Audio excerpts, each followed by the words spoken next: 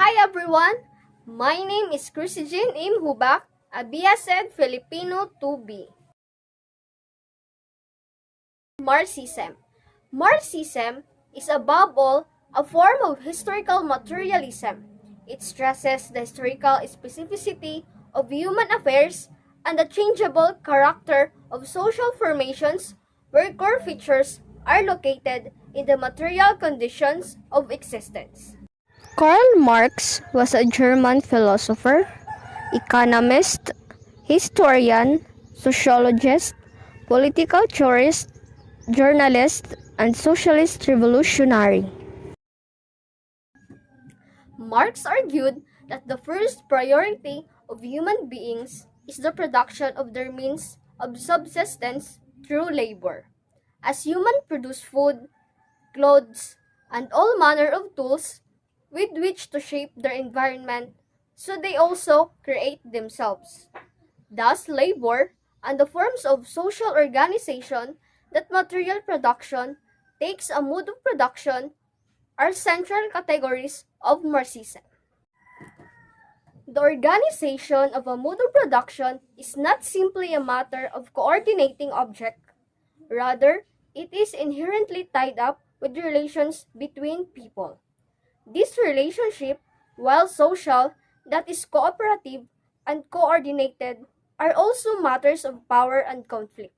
Indeed, Marxists regard social antagonisms as being the motor of historical change.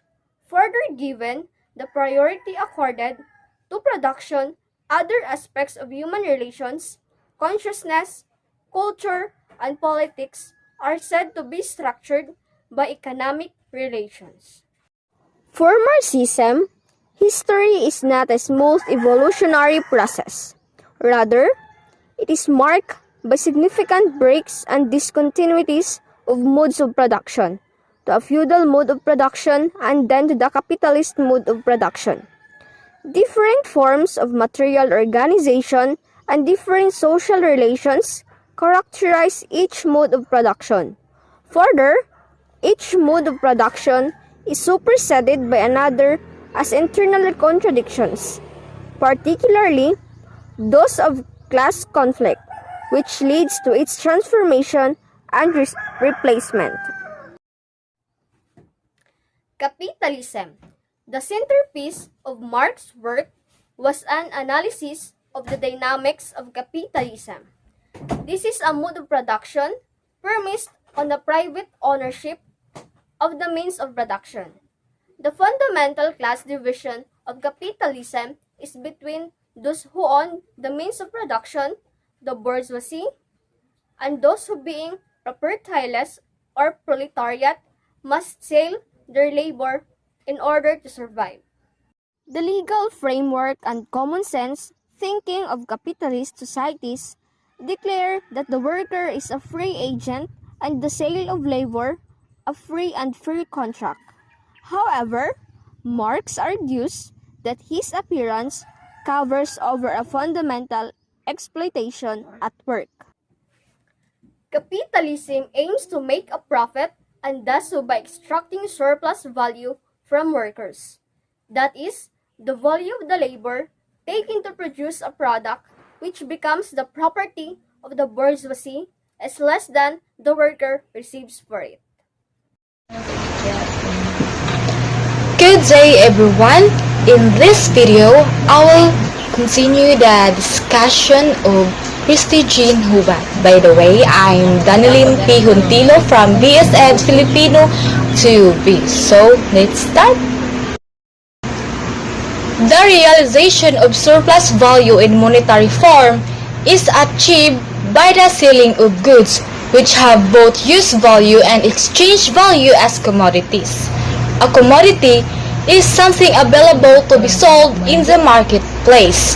Thus, commodification is the process associated with capitalism by which objects, qualities, and signs are turned into commodities. The surface appearance of goods sold in the marketplace occurs the origins of those commodities in an exploitative relationship a process Marx calls commodity fetishism. Further, the fact that workers are faced with the products of their own labor now separated from them constitutes alienation. Since the proletariat are alienated from the core of human activity, namely the labor process, so they are also alienated from themselves. Capitalism is a dynamic system whose profit-driven mechanism lead to the continual revolutionizing of the means of production and the forging of new markets. For Marx, this was its great merit in relation to feudalism. This is because it heralded a massive expansion in the productive capacities of European societies. It dragged them into the modern world of railways, mass production, cities, and a formally equitable and free set of human relations in which people were not, in a legal sense, the property of others as were serfs in a feudal societies.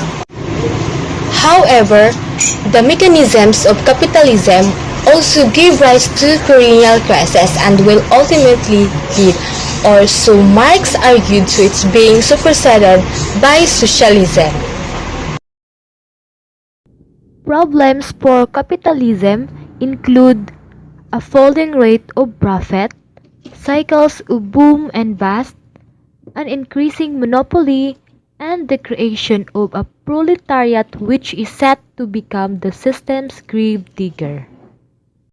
Marx hoped that capitalism would be rent asunder by class conflict.